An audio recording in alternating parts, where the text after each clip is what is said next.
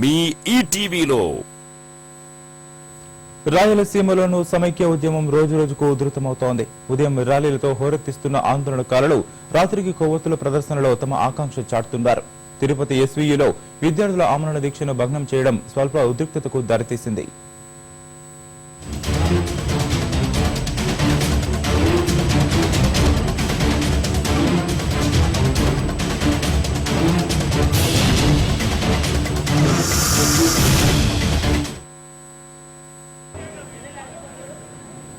రాష్ట్రాన్ని సమైక్యంగానే ఉంచాలంటూ కర్నూలులో ప్రైవేట్ పాఠశాలల యాజమాన్య సంఘం బెంగళూరు హైదరాబాద్ జాతీయ రహదారిపై వంట వార్పు చేసి దిగ్బంధించింది.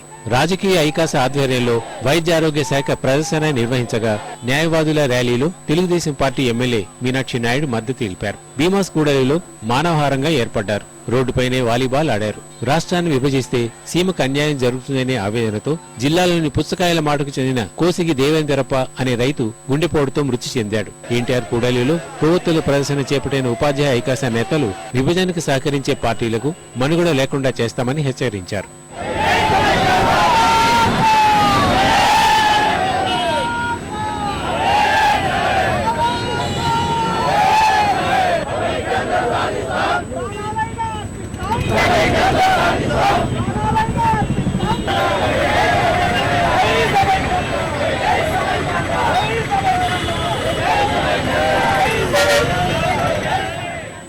అనంతపురం జిల్లా కదిరిలో శ్రీ కాపిరి లక్ష్మీనరసింహస్వామి దేవాలయ ఉద్యోగులు అర్చకులు ర్యాలీ నిర్వహించి అంబేద్కర్ కూడలి వద్ద హోమం నిర్వహించారు. పెనుకొండలో వివిధ సంఘాలన్నీ కలిసి కేసీఆర్ దిష్టిబొమ్మను దహనం చేశాయి. పెనుకొండ ఆర్డీఓతో సమైక్యవాదులు సమైక్య నినాదాలు చేయించారు. శ్రీకృష్ణదేవరాయ విశ్వవిద్యాలయంలో పోలీసుల వైఖరికి నిరసనగా నల్ల బ్యాడ్జీలతో ప్రదర్శన నిర్వహించారు. ప్రాంగణంలో సహపంక్తి భోజనాలు చేశారు. వర్సిటీ వసతి గృహాలు తెరవాలంటూ కొందరు విద్యార్థులు ఉపకులపతి ఇల్లు ముట్టడించారు.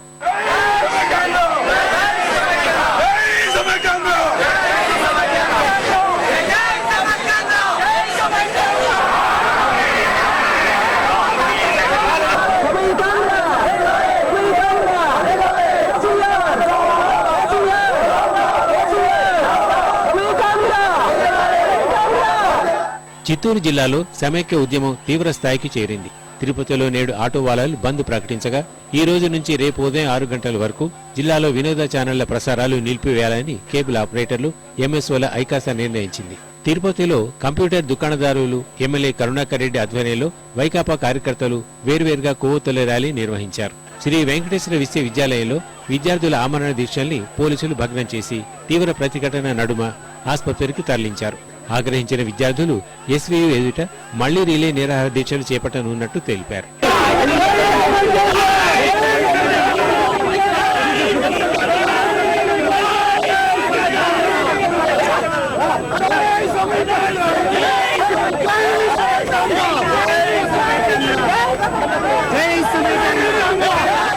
ఎవరు కూడా పన్నులు కట్టద్దండి. ఎందుకంటే ఈరోజు చిదంబరం గారు పార్లమెంట్ లో తెలంగాణ వచ్చి ప్రక్రియ స్టార్ట్ అయిందని ప్రకటన చేయింది కాబట్టి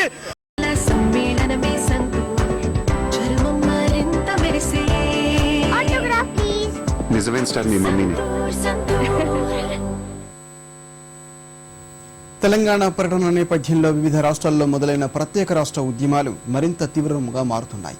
గోర్ఖాల్యాండ్ కోసం పశ్చిమ బెంగాల్లో బోడోల్యాండ్ దిశగా అసోంలో కొనసాగుతున్న బంద్ ఉద్రిక్త పరిస్థితులకు దారితీసింది.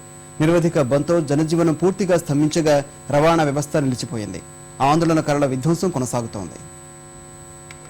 దేశవ్యాప్తంగా వివిధ ప్రాంతాల్లో జరుగుతున్న ప్రత్యేక రాష్ట్ర ఉద్యమాలు రోజురోజుకి ఊపందుకుంటున్నాయి. ప్రత్యేక రాష్ట్ర డిమాండ్లు ఎప్పటి నుంచో ఉన్నా తెలంగాణపై కాంగ్రెస్ ప్రకటన తర్వాత ఇవి మరింత తీవ్రంగా మారాయి. బోడోల్యాండ్ రాష్ట్ర ఏర్పాటు కోసం ఆల్ బోడో స్టూడెంట్స్ యూనియన్ 48 గంటల బంద్కు పిలుపునివ్వగా యునైటెడ్ పీపుల్స్ డెమోక్రటిక్ ఫ్రంట్ 62 రోజులు బంద్ చేయాలని నిర్ణయించింది. అసోంలోని కర్బీ ఆంగ్లాంగ్ను ప్రత్యేక రాష్ట్రంగా ప్రకటించాలంటూ అక్కడి ప్రజలు చేస్తున్న ఆందోళన హింసాత్మకంగా మారుతోంది. ఆందోళనకారులు ప్రభుత్వ కార్యాలయాలపై దాడికి దిగుతూ ఆస్తుల్ని ధ్వంసం చేస్తున్నారు. అమరీ అటవీశాఖ కార్యాలయానికి నిప్పుపెట్టిన ఆందోళనకారుల్ని పోలీసులు అరెస్ట్ చేశారు. ఇప్పటికీ అనేక ప్రాంతాల్లో హింసాత్మక ఘటనలు జరుగుతూనే ఉన్నాయి.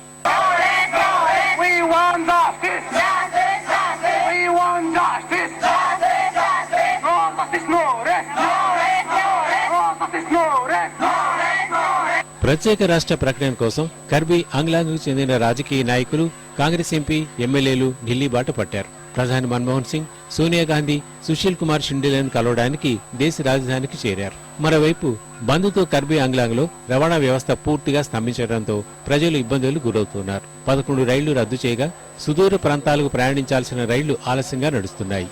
బంద్ కారణంగా జాతీయ రహదారి పూర్తి నిర్మానుష్యంగా మారింది. ఆందోళనకారులు అనేక ప్రాంతాల్లో వాహనాల్ని తగులుబెట్టడంతో రాకపోకలకు తీవ్ర అంతరాయం కలిగింది.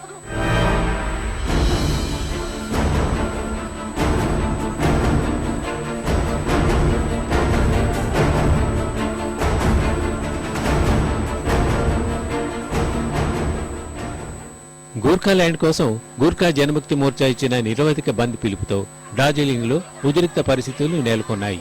3వ రోజు సమ్మె కారణంగా జనజీవనం పూర్తిగా స్తంభించింది. ప్రత్యేక రాష్ట్ర ఏర్పాటు కోసం ఆత్మహత్య చేసుకున్న మంగల్ సింగ్ రాజ్పుత్ మృతదేహానికి నిర్వహించిన అంత్యక్రియల్లో జీజేఎం అధ్యక్షుడు బిమల్ గురుంగ్ పాల్గొన్నారు. ప్రభుత్వ విధానాలకు వ్యతిరేకంగా నినాదాలు చేశారు. రమన్ విద్యుత్ ప్రాజెక్టులో ఆందోళనకారులు నిలిపివేసిన విద్యుత్ ఉత్పత్తిని సిఆర్పీఎఫ్ బలగాల సాయంతో మళ్లీ ప్రారంభించారు. రాష్ట్ర విభజన డిమాండ్లతో అసోం, బెంగాల్లో జరుగుతున్న ఉద్యమాలు తీవ్రంగా మారాయి.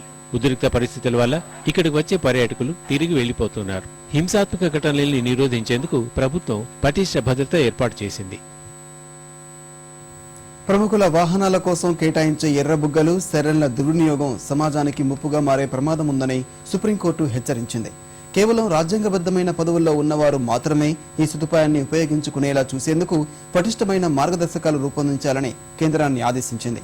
అర్హత లేకుండా ఎర్రబుగ్గలు, సెరన్లు వాడే వారి నుంచి భారీగా జరిమానా వసూలు చేయాలని సూచించిన సర్వోన్నత న్యాయస్థానం ఈ అంశంపై 2 వారాల్లోగా స్పందించాలని కేంద్రానికి గడువు విధించింది. ఎర్రబుగ్గల దుర్వినియోగంపై దాఖలైన ప్రజా ప్రయోజన వ్యాజ్యంపై విచారణ చేపట్టిన Justice G Singhvi, Justice Gopala గౌడతో కూడిన ధర్మాసనం ఈ ఆదేశాలు జారీ చేసింది.